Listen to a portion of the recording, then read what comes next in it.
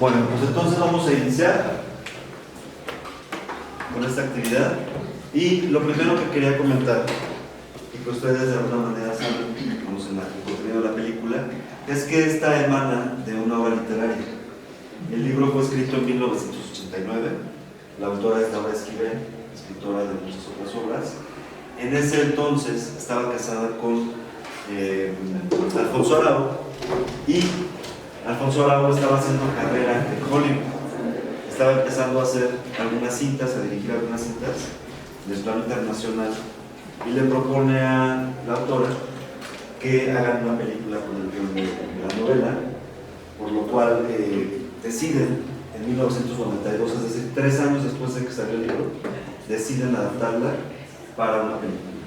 Y esta película lo que trajo, entre otras cosas, fue pues muchas nominaciones, muchos premios nacionales e internacionales, como el Ariel. Obviamente también despuntó a muchos actores y actrices que lo conocemos y que ya son pues, parte de nuestro bagaje cultural, artístico aquí en México. Y es así como podemos nosotros empezar a ver que hay una obra que sale de las páginas, prácticamente de los textos, y se adapta al cine como muchas otras, pero en específico esta pues tiene muchos retos porque es un libro muy grande, son muchos capítulos. Cada capítulo es un mes del año y además es una receta de cocina. Y en cada capítulo se va conociendo la trama que ustedes vieron en la película. Díganme si ustedes en la película vieron que se dividía por capítulos o en realidad no. Vimos algunos platillos. Y cada platillo da inicio a un capítulo. ¿De acuerdo? Mamá Elena entró furiosa a la habitación y le dijo: ¿ya viste lo que estás ocasionando? Pedro y tú son unos desvergonzados. Si no quieres que la sangre corra en esta casa, vete a donde no puedas hacerle daño a nadie antes de que sea demasiado tarde. La que debería de ir es usted. Ya me cansé de que me atormente. Déjeme en paz de una vez por todas. No lo voy a hacer hasta que te comportes como una mujer de bien, o sea, decentemente. ¿Qué es comportarse decentemente? ¿Como usted lo hacía? Sí, pues eso es lo que hago. ¿O no tuvo usted una hija ilícitamente? Te vas a condenar por hablarme así. No más de lo que usted ya está. ¡Cállate la boca! Pues, ¿qué te crees que eres? Me creo lo que soy. Una persona que tiene todo el derecho a vivir la vida como mejor me plazca. Déjame de una vez por todas. Ya no lo soporto. Es más, la odio. La odio. Siempre la odié. Tita pronunció las palabras mágicas para hacer desaparecer a mamá Elena para siempre. La imponente imagen de su madre empezó a empequeñecer hasta convertirse en una diminuta luz. Conforme el fantasma se desvanecía, el alivio crecía dentro del cuerpo de Tita. ¿Recuerdan esa escena? Sí. ¿Quién de ustedes quisiera decir cómo se logró pasar de esto, que es lo escrito, a lo que vimos en pantalla? ¿Tal cual? ¿Fue directo? ¿Hubo alguna cuestión simbólica? Porque recuerden que cuando estamos leyendo la imaginación vuela. Y entonces nos imaginamos el rostro de Tita, nos podemos imaginar el rostro de mamá Elena, pero lo vimos, ya vimos una acción ahí o varias acciones. ¿Quién recuerda qué pasó? Pues imaginaba como a su mamá a través de la ventana, ¿no? Como la imagen de su mamá literalmente hablándole, pero en realidad era como un fantasma, ¿no? ¿Y cómo logra hacer desaparecer a este personaje, mamá Elena? Pues con la frase la odio. Ya. ¿Y cómo lo resuelven visualmente hablando? ¿Cómo se resuelve? ¿Qué es lo que vimos en la película? Como que se disuelve, pero pasar atrás, ¿no? Por así decirlo. Ella desaparece finalmente de este espejo, de esta ventana donde se veía, desaparece. Entonces, vean esa intención y cómo de alguna manera se está realizando un proceso comunicativo distinto a la forma escrita, porque ahora lo estamos observando a través de un producto audiovisual, que en este caso el producto audiovisual es la película que estamos observando, que además, como séptimo arte, pues también hay algo importante aquí que va acompañada de sonidos, de música. Generalmente el cine se compone de imágenes en movimiento y sonidos, ¿cierto? Y en muchas partes se está musicalizando pues estas escenas, estas acciones que los personajes van retomando. Entonces, bueno, esa es una parte, un fragmento que quiso leer la doctora Lina, para que viéramos entonces de la parte escrita hacia lo audiovisual. Vamos a continuar en la introducción como procesos comunicativos, porque finalmente aquí lo que estamos tratando de analizar dentro de este debate, dentro de esta charla que estamos entablando, es a qué se refieren todos aquellos procesos sociales que podemos encontrar en cualquier espacio, en una relación de persona a persona, en una relación de pareja, en una relación de familia, etcétera, y cómo los podemos identificar en nuestro día a día, ya sea en lo cotidiano o en algo que podemos nosotros asistir como observadores. En este caso se manifiesta como una película o como una obra de teatro. Entonces, es lo que vamos a analizar ahorita, todos estos procesos sociales que se pueden detectar. Bueno, no todos, algunos porque son muchísimos, pero vamos a detectar algunos de ellos. Bien, gracias por la invitación. Este espacio fue mi espacio por 20 años y ahora, después de 10 meses, pues estoy muy feliz de estar con ustedes. Bien, ¿qué es la comunicación?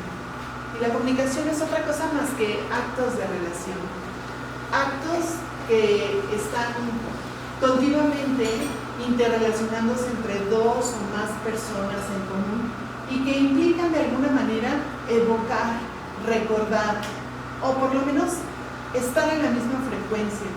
Y muchas veces en esos procesos sociales no estamos en la misma frecuencia.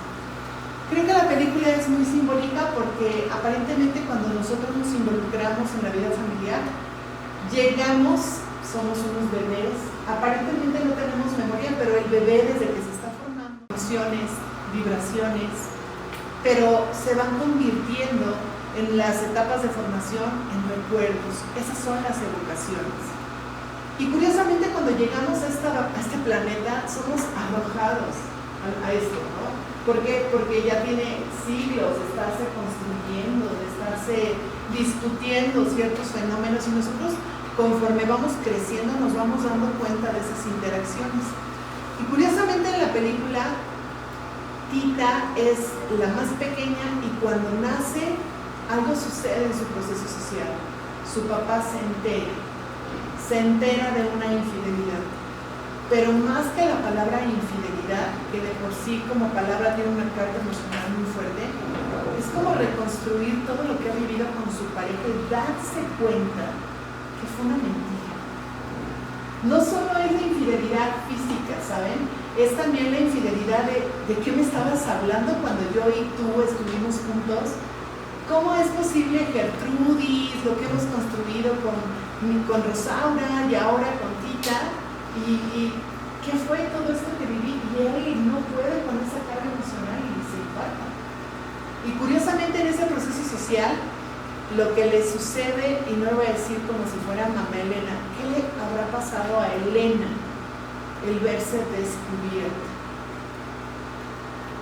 Y ese sentirse descubierta le implicó una armadura.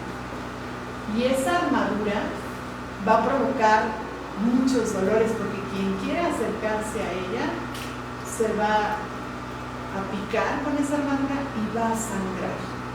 Y no lo vamos a ver, ¿no? Por eso la codorniz, esa escena de cuando sangra el pajarito, como que es como analógico, como que es metafórico, porque te estás acercando a ese dolor. Y a veces los dolores hacen que corramos, o nos transforman, o nos quedamos ahí en silencio.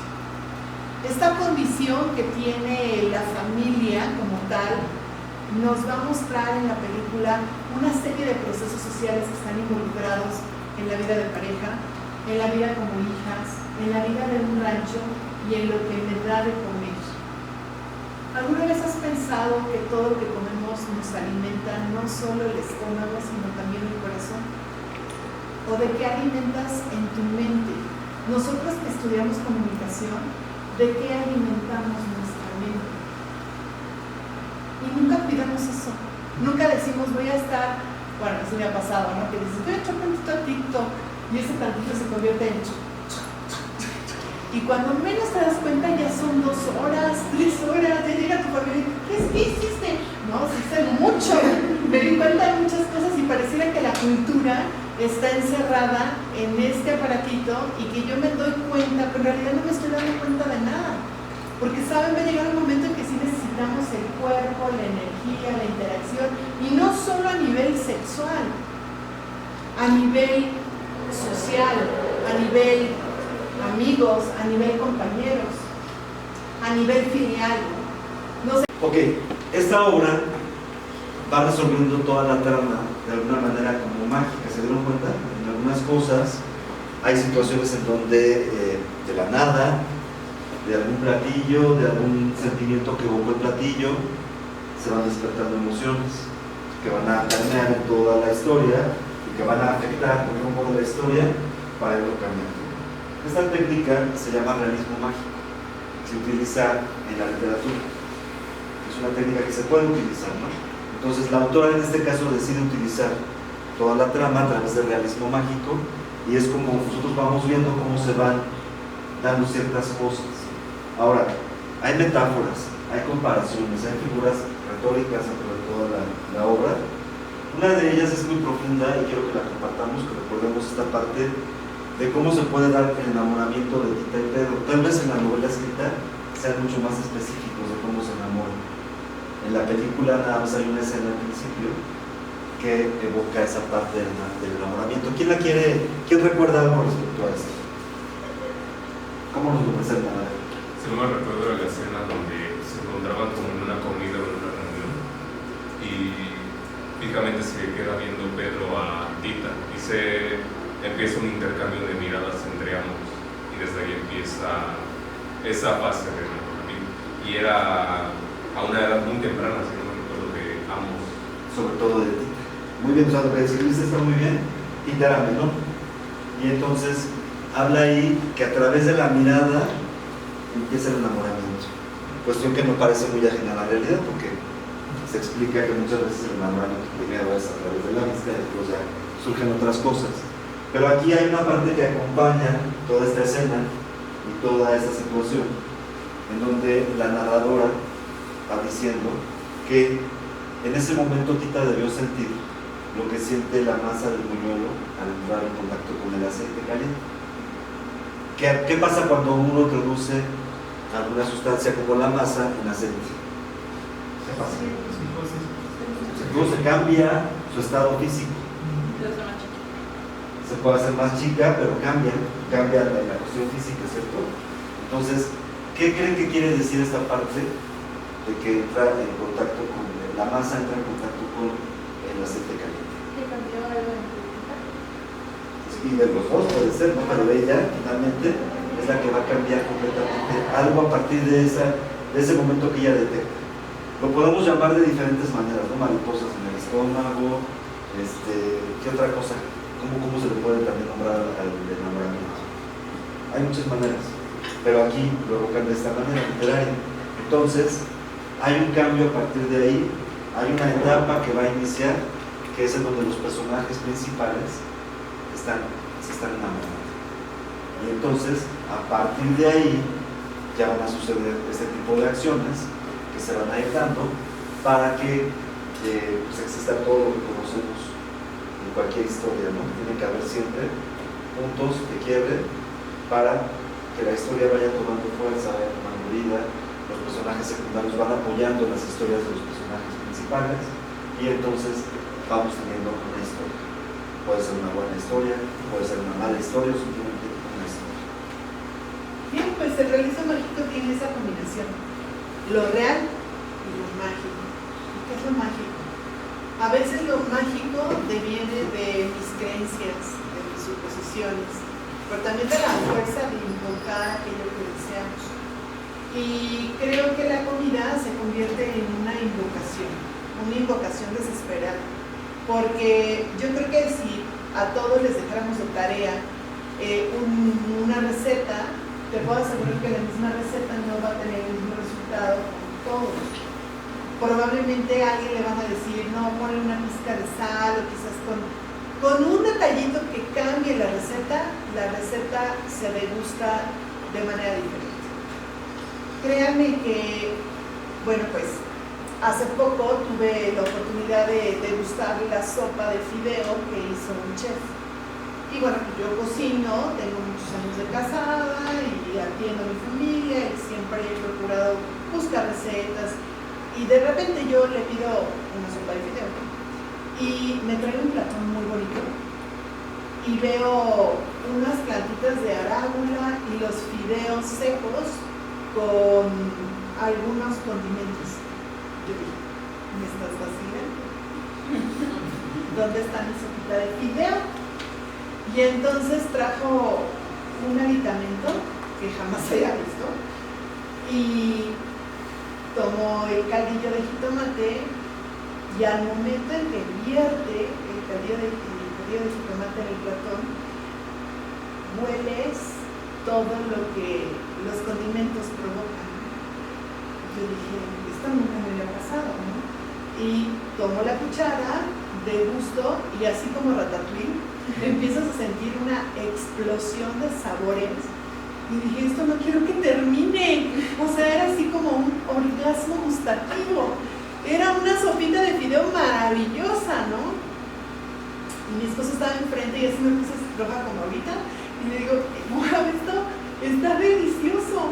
Y dice mi esposo, ¿qué pediste? Sopa de fideo. Es muy común. No, abre la boca. Y me dice, sí, nunca había comido algo así. Y bueno, pues el chef, la verdad me produjo estas sensaciones que ahorita que se las estoy narrando, de verdad es como, ¿cómo te explico lo que mi paladar sintió al ver toda esta combinación después de haber degustado durante mucho tiempo una sopa de fideo? Yo no quiero saber lo mágico que era Tita para cocinar. No lo quiero saber porque sí sé lo que produjo, lo vi, no lo supe. Vi cuando Gertrudis corre, cuando su hermana Rosaura, estando casada con Pedro, empieza a tener todas esas proliferaciones intestinales que le producen el rechazo tan grande de haberse entrometido en su vida por ser leal a la mamá. Fíjense cómo esta conversión de la infidelidad de la mamá hacia su esposo se convierte en una lealtad exclusiva de las hijas tan grande que no la pueden romper, no la pueden cuestionar, hasta que Tita, a través de las recetas, empieza a ser rebelde. Y eso solamente es probándolo. Y Alfonso Arau debió tener algún problemita para poder dilucidar cómo poder trasladar esta parte a la pantalla, cómo ver que tú puedes tomar la cucharada y estar haciendo gestos, pero la verdad es que esos gestos deben ser equivalentes a un sentimiento, y ese sentimiento en cada uno entra en su propia historia. Y creo que cuando vemos la película decimos, ay, ajá, hasta aquí yo te cuento de una sopita de fideos, ¿no? ¿Cuántos años debe tener el chef para tener ese gesto en esa sopa de fideos? Años. Porque yo no creo, yo tendré que practicar esa sopa de fideo mucho tiempo para que me deje la textura del fideo crocante en un plato con ciertos aromas que van a provocar cuando viertas el líquido final. Es magia. Y vean cómo el realismo mágico deviene también no solo en una sensación corpórea, sino en una explosión emocional, en una ruptura de aquello que yo me guardo que no puedo evitar sacar cuando lo como, cuando lo degusto. Y es por eso que yo creo que nos hemos también olvidado un poco de comer. O sea, comer es un placer, alimentarnos es porque tengo hambre, pero comer debe ser con un sentido de provocación orgásmica en donde es un acto orgásmico entre yo y mi cuerpo cuando lo preparo, cuando le pongo esas sensaciones, esos sabores, esas cosas que en muchas ocasiones son como oscuras o que están en una zona desconocida hasta que lo pruebes. Y yo creo que en ese sentido las recetas son esas zonas desconocidas que se van revelando en la familia y que a veces creo que no es tan problemático el secreto, sino la carga emocional que le pones al secreto. Así que José Treviño debió haber sido un hombre maravilloso, ¿no? Como para no dejarlo, como para esconderlo. ¿Qué habrá pasado en la historia de Mamelena cuando era joven? ¿Quién era Mamelena? ¿Por qué no pudo enfrentar ella su propio deseo? ¿Por qué no pudo decir, amo a José Treviño y no me caso con el papá de Rosaura y de Tita? ¿Me explico? Se iba mucho por los prejuicios y los estereotipos, porque ella misma lo dice, que su hija no va a romper una tradición que lleva su familia años. Y, o sea, porque ella aguantas. Ajá, y entonces yo creo que en el momento en el que le dijeron que vas a casar con esta persona, ella no pudo decir que no, que amara a otra persona. Ella tenía el deber de casarse con la persona que le había impuesto. Y más si era mulato, ¿dónde lo guardas? ¿Dónde lo guardas si hay como esos estereotipos con los que no podemos enfrentar? Entonces, enamorarnos es peligroso. Es muy peligroso porque a veces si no sabemos educarnos en las emociones, nos hacen olvidar de quiénes somos nosotros, quiénes dejamos de ser para estar contigo. De hecho, la filosofía plantea enamorarse como un acto egoísta, porque justo es un acto en donde dejas de amar a tu familia, a tus amigos, tal, no importa, ni siquiera a ti, amas a esa persona y estás siendo egoísta sobre ti. Así, entonces, Enamorarse es como un acto muy agresivo, un poquito, pero es bello. O sea, claro, cuando es muy bonito, ¿verdad? ¿Y cuándo sería bonito? Cuando, pues, al menos hay una estabilidad o una paz entre ambos. Cuando es correspondido. Y aún así nos enfrentamos a muchas cosas.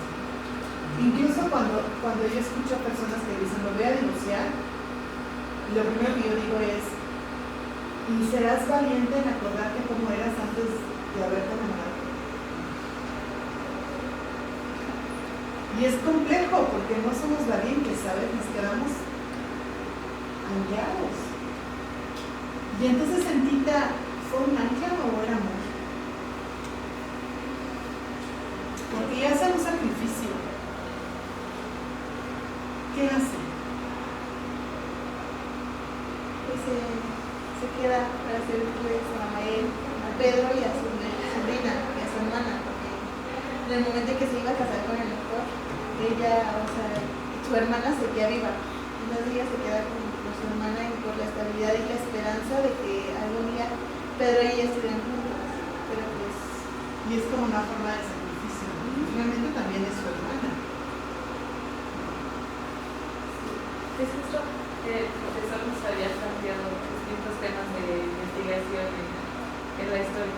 Y a mí, por ejemplo, a mí me tocó investigar el tema mental o de la salud emocional que se vivía en ese momento. Hablando del romanticismo de la historia, por decirlo así, que se ve como un sacrificio, desde que ella dejó el amor de su vida, de que fuera feliz con su hermana y que tuvieran hijos y lo que sea.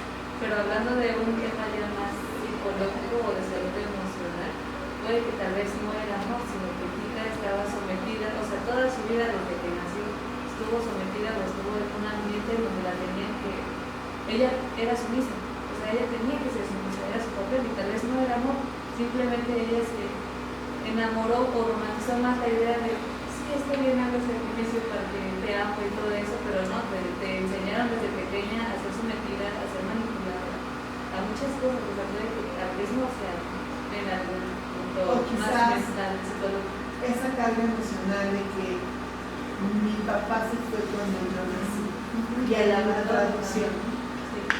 tomando eso de que ella veía de otra forma, está la escena donde Pedro le regala las flores y ella las abraza y se rasguña. Y en ningún momento se da cuenta del rasguño, y esto quiere decir que solo veía lo bonito dentro del dolor, porque pues, la que estaba haciéndole Pedro era doloroso y ella solo veía como las pequeñas acciones que le daba a ella, como lo hermoso de que él estaba sacrificando algo por ella.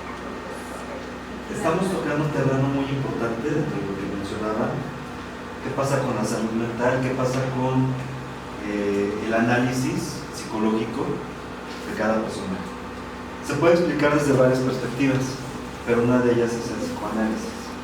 El psicoanálisis, bueno, ustedes saben que Freud es el padre del psicoanálisis, inicia con varias teorías y habla de estudios falocentristas, cuando es la cuestión falocéntrica, es decir, en una sociedad patriarcal, algo que se le da importancia es al miembro viril masculino, en general, según Freud, acuérdense que todo relaciona con la parte sexual. Tita, dentro de esta visión falocentrista, también tiene su propio falito, y llamemos falito a donde deposita todos sus sentimientos, todas sus emociones, y se refugia en ellas. ¿Recuerdan qué es lo que hace Tita cuando se siente triste, cuando se siente mal? Se ponía A tejer. Tejía y tejía y tejía una colcha. Lo marca el texto, lo vimos en la película. Inclusive hay una escena muy representativa. Con el doctor, la colcha sigue. No termina el tejido que hizo, sigue y sigue y sigue y sigue, porque la nombran como una cobija que ella siguió todas las noches bordando, tejiendo. Y entonces, a medida que sus problemas se hacían más grandes, ella seguía, pues, digamos, de alguna manera desfogando todos sus sentimientos a través del tejido, y era algo que no se soltaba. Incluso ustedes piensen si tienen su propio fanito, digamos, un muñequito, un peluche, algo que le depositamos o le conferimos esta situación de me aferro a ello cuando me siento mal.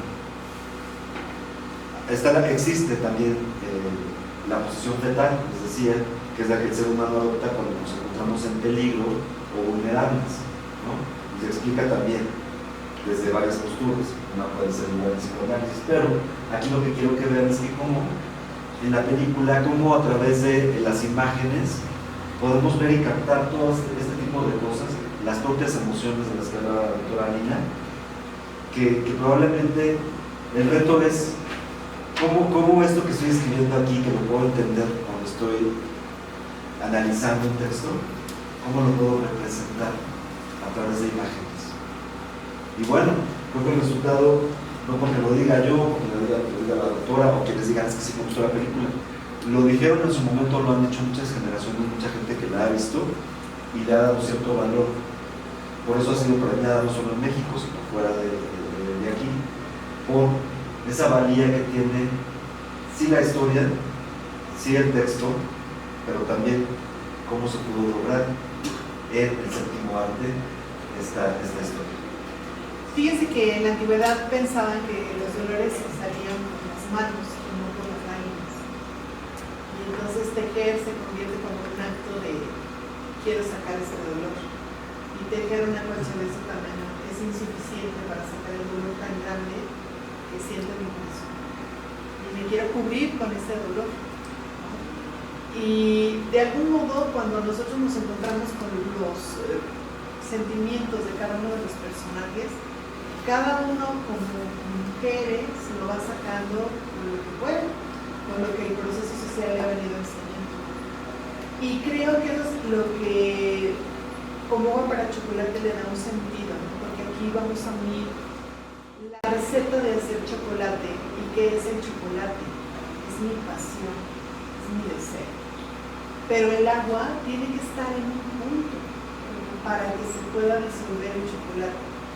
O sea, es después cuando nos enamoramos, queremos echar el chocolate en el agua fría y rápidamente ya quiero que tú y yo seamos algo, y ya estamos imaginándonos un futuro y no vivimos el presente, cuando realmente el amor, para que pueda cocinarse, tiene que buscar el punto del agua y el punto del chocolate para que puedan unirse.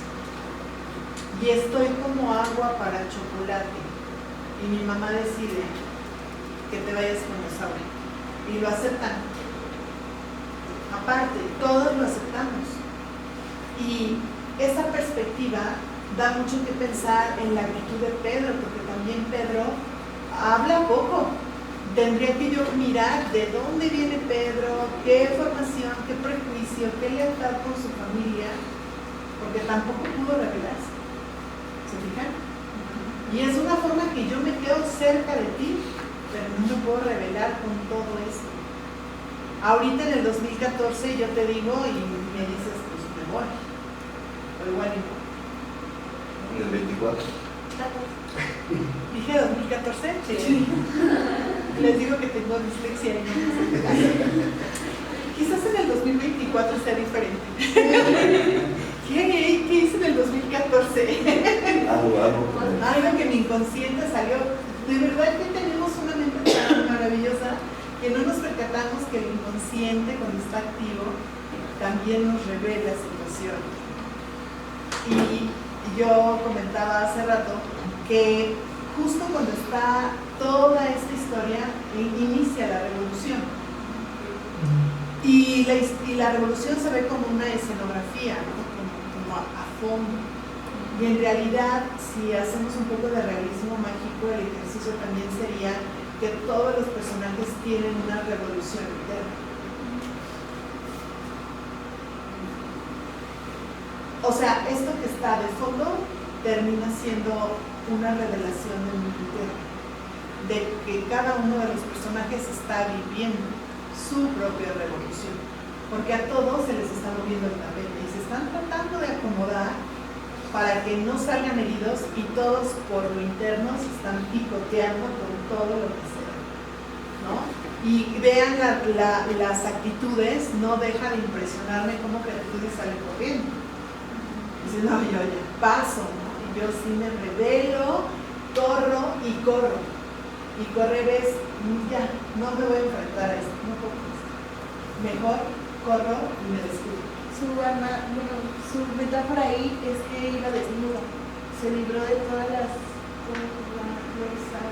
ataduras que tenía su familia. Entonces ella cuando corre va desnuda porque ya es libre, o sea, es libre de las cosas que la retenían en su casa y es libre de hacer lo que quiera. Y esta libertad sí tiene sus implicaciones, ¿no?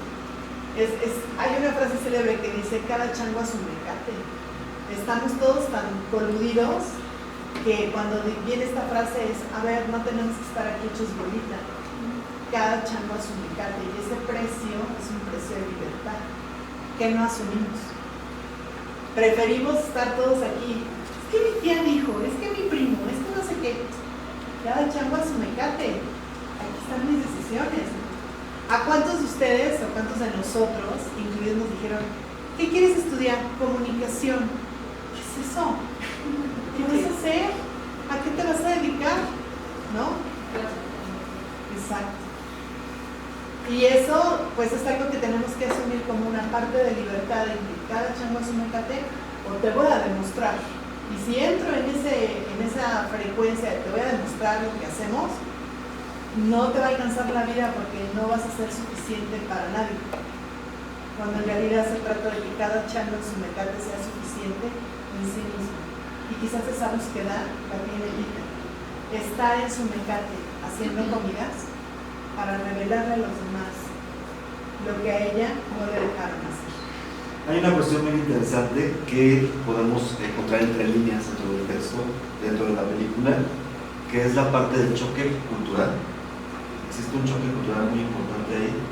También existe una línea generacional. ¿Qué tal parece que de momento la historia hace un recuento en su propia historia de vida de estos personajes y retoma? Lo vemos con la propia Nacha cuando aparece después de que murió y les da ciertos remedios caseros, con la misma abuela del doctor, que también, pues dicen a ella, es una india cherokee, y ella tiene sus propios remedios naturales para combatir algunas enfermedades, para remediar algunos males. Entonces, vamos viendo ahí el mismo personaje del doctor que vive en Estados Unidos y que de alguna manera tiene otros pensamientos, otras ideas más liberales, no tan tradicionales como las de la familia de Dita. Lo vamos viendo en los argumentos. Hay algo importante, ¿de quién lo quiere evocar? En donde vimos dónde está ese choque cultural muy marcado respecto a la relación del doctor con Dita. Pues cuando Dita está con la abuela, está comiendo, no, la abuela no es, la tía del doctor, ¿no? Y están comiendo y todo, y ella se siente muy triste, se siente muy culpable, porque durante la ausencia del doctor, ella tuvo relaciones con Pedro, y ella se sentía que ya había perdido todo su valor, que ya no se iban a casar con ella, que estaba traicionando al hombre que le hizo pues la promesa y todo, y ella le dijo, pues como que ya no me puedo casar contigo porque tú crees ya no soy virgen. Y es cuando le dice, de hecho es una pregunta muy bonita y que creo que todas las niñas dijeron, ay, yo lo escuché, es que él le preguntó, bueno, ok, tuviste relaciones con él, pero ¿lo amas más que a mí? Y todas, sí. Es como de que le dijo, ¿sabes qué? No me importa lo que hiciste, pero lo amas, o sea, lo que yo quiero es tu amor, no me importa si perdiste o no tu valor, lo que sea, yo te doy el valor que mi corazón tiene. O sea, es como de, ¿me amas más? ¿Lo quieres más a él? O sea, ¿cómo te sientes bien? Y le dijo a Tita cuando ella salió de la casa, le dijo, no me importa no me importa si lo que haya pasado, si quieres estar conmigo, la boda se llevará a cabo, si no, yo seré el primero en felicitar a Pedro y en decirle que te valore, que te quiera como tiene que ser. Entonces yo creo que ahí es el choque en cuanto que Tita y toda la familia, y creo que también muchas familias actualmente en México son muy así, que son muy apegadas a las tradiciones, muy conservadoras, porque ya llega alguien con mentalidad un poco más abierta y un poco más avanzada y hace ese choque, ¿no? Como de diferencia en pensamientos. Pues, sí, muy interesante la forma en que lo podemos ver en una escena, en un parlamento directo, ¿no? Y entonces ahí nos encontramos con que, híjole, mi sociedad aún sigue siendo tradicionalista, porque esto, si bien es una novela de época que está ambientada a principios del siglo pasado, del siglo XX, y todavía, transcurridos 24 años del siglo XXI, encontramos que hay casos todavía donde la sociedad se puede cerrar. A ese y a otros casos parecidos, donde le damos más valor a una situación física, a una situación de apariencia, a una situación de economía, que en realidad a los sentimientos, a las emociones, que muchas veces nos obligan a cerrar, a no permitirlas, a no demostrarlas. Creo que sí, romper estereotipos es muy de valientes, porque ser y darme cuenta de quién soy y con quién lo puedo compartir, sí es un acto muy valiente. No tanto enamorarse, sino darte cuenta de quién soy cuando estoy contigo. Y ese sentido del otro, de aceptar al otro como es. Porque yo creo que uno de los graves errores que hay en el amor es que tú seas como yo te estoy pensando, o como yo creo que deben ser las cosas. Y el verdadero encontronazo con Tita y Pedro es que ellos, sin tanto diálogo, sin tanta palabra, se reconocen uno al otro. Esta condición del uno al otro hace que esa pasión se vuelva una bomba atómica, ¿no? Por eso es el final tan estruendoso, donde me tengo que comer los cerillos para encenderme, para que la vida pueda seguir en mí. Si me permites, perdón que interrumpa, pero quiero leer esta parte del texto para que podamos continuar con esto. Un fragmento. Mi abuela tenía una teoría muy interesante. Decía que si bien todos nacemos con una caja de cerillos en nuestro interior, no las podemos encender solos. Necesitamos oxígeno y la ayuda de una vela. Solo que en este caso el oxígeno tiene que provenir, por ejemplo, del aliento de la persona amada. La vela puede ser cualquier tipo de alimento, música, caricia, palabra o sonido que haga disparar el detonador y así encender uno de los cerillos. Por un momento nos sentiremos deslumbrados por una intensa emoción. Y esa intensa emoción es romper estereotipos, pero mirarte claramente quién es el otro. No es el que yo me imagino que tú seas, sino mirarte como tú eres. Ahí yo creo que es donde esta diferencia que hace Platón, en el sentido de una cosa es enamorarse, porque enamorarse es revestir al otro. Es más, tú puedes ser hermoso en la mente de alguien más de lo que tú te piensas. ¿Voy bien? ¿Pero por qué me quieres, no? Esa es la pregunta típica que hacemos. ¿Por qué? O sea, ¿qué viste en mí que yo no he podido alcanzar a vislumbrar? Por eso es el trabajo del autoconocimiento. ¿Qué me gusta y hasta dónde? Pero es difícil no amarrados, sino juntos. Y a ese punto sí me ha involucrado el erotismo. El eros como un sentido de vida, pero también como un sentido de placer. Hace unos días escuchaba yo a una psicóloga que decía, a veces estamos enamorados de alguien y no significa que tengamos el mejor sexo del mundo con esa persona. Porque el mejor sexo quizás está en esos cerillos así que se encienden y dices, no, contigo, ¿no? Pero en realidad eso no significa que te ame, porque es un sentido de placer y de eso han tocado muchas películas, ¿no? No es lo mismo sentir ese placer a vivir en el amor, a estar enamorado. Son como tres esferas diferentes que hay que darles tiempo para que puedan llegar como agua para chocolate. Porque te puedes quedar solo en la tablilla y dejar hirviendo el agua, pero sin esa combinación. Hay una actitud en donde Platón dice, podemos enamorarnos, pero a veces eso es muy de ciegos, porque queremos a fuerzas que el otro sea lo que yo creo que es, ¿no? Y creo que también tiene mucha razón en ese aspecto. Creo que hasta las enfermeras del seguro deberían saberlo cuando nos tratan mal, ¿no? Me podría tratar como si me quisieran, ¿no? Y nadie va a tener esa condición porque no estamos educados emocionalmente. Pensamos que la cortesía es parte de la vida y en realidad la gentileza es la madurez de esa cortesía. Y Platón, cuando ahonda en ese sentido del enamoramiento, dice, bueno, pues hay que quitarnos la venda de los ojos y hay que combinarlo con el erotismo para llegar a una filia. Y la filia implica el que me gusta estar contigo, me gusta ver la tele contigo, me gusta comer junto a ti, me gusta escucharte, me gusta saber qué piensas, aunque a veces no estemos de acuerdo, pero creo que podemos llegar a acuerdos y la filia se vuelve complicada. ¿Por qué? Porque en esos desacuerdos podemos llegar a un nuevo mundo, a un nuevo lenguaje, a un nuevo encuentro.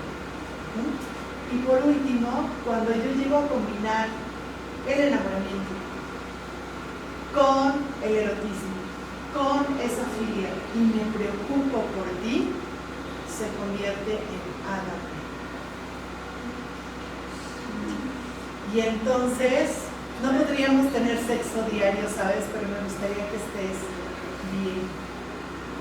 O no podríamos vernos con ojos bonitos diario, pero ¿sabes? Me preocupo por ti.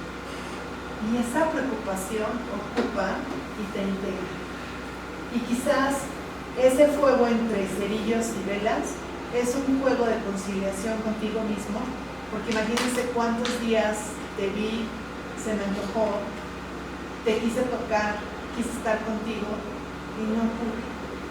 Y de repente, ante la quemazón solo queda el libro de recetas, como un fenómeno de rebelión, como si el alimento nos pudiera volver a encontrarnos con esa explosión que puede tener el sentido de la vida cuando estamos enamorados, cuando realmente estamos preocupados por otros. Y eso es quizás lo que le heredaron a la hija de Esperanza, tener esa esperanza de poder elegir, pero con la convicción de que sé quién soy y que lo puedo compartir contigo. Para ir cerrando ya este análisis, este diálogo que estamos haciendo, me gustaría ver si alguien quiere comentar algo que haya visto en la historia y que no se haya dicho. Adelante. Justo creo que Pica tuvo mucho mucha influencia en su sobrina, en Esperanza. Justo yo creo que el nombre lo dice todo, como que Tita en ella veía justamente esa esperanza de que con ella se rompieran ciclos, se rompieran tradiciones, en que ella pudiera justo explorar todo lo que a ella se le debe. Entonces por eso ella propuso, yo siento que ese nombre, porque le querían poner Tita igual que ella, ¿no? Si no mal recuerdo. Y como que ella dijo, no, ella no va a ser como lo que yo estoy viviendo, ella no va a sufrir, ella va a poder ser feliz, va a poder estar experimentando, viviendo lo que ella quiera y no siguiendo tradiciones absurdas, ¿no? Entonces, justo creo que el mismo nombre de Esperanza es lo que Tita veía en su sobrina, ¿no? Más que, o sea, sí la veía como una hija, pero más que como una hija, como que veía en su sobrina una esperanza. Y siento que es como un bonito mensaje.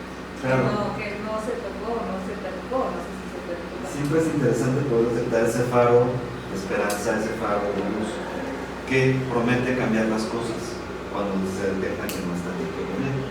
Entonces, esa luz al final del túnel que también nos habla cuando encendemos todos los cerillos y llega toda la emoción, esa luz al final del túnel habla de esa posibilidad de reinterpretar, resignificar lo que estamos haciendo, lo que estamos viviendo.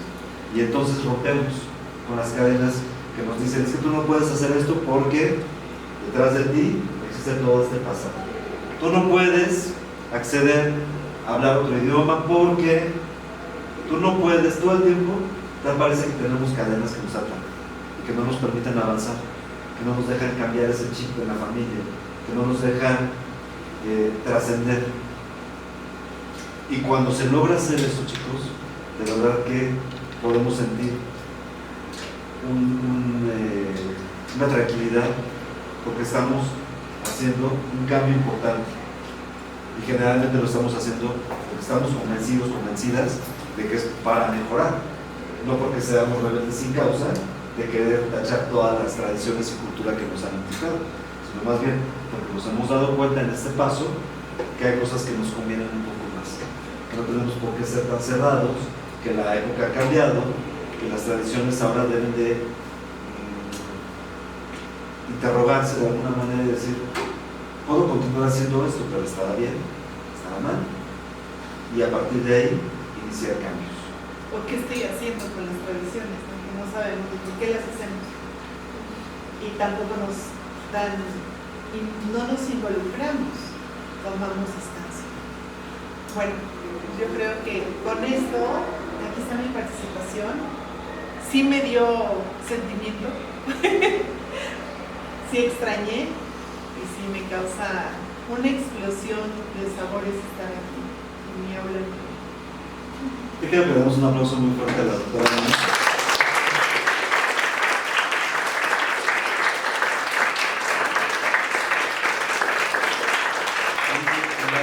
Agradecer obviamente su participación, al Comexo también el que nos haya podido dar la confianza de crear toda esta dinámica, de que ustedes pudieran observar una película que tiene todo un antecedente, en este caso literario, de novela, como muchas otras, y que lo pudiéramos poner sobre la mesa para entonces ver que más allá de lo que hay escrito, hay un sinfín de cosas que podamos nosotros entender, analizar, dialogar, discutir, y entonces a partir de ahí formar criterios propios. Así como esta, yo los sigo invitando a que continúen leyendo, porque son diferentes mundos, diferentes formas de acercarnos a lo que somos y a lo que estamos construyendo, no solamente como profesionistas, sino como seres humanos. Muchas gracias. Gracias.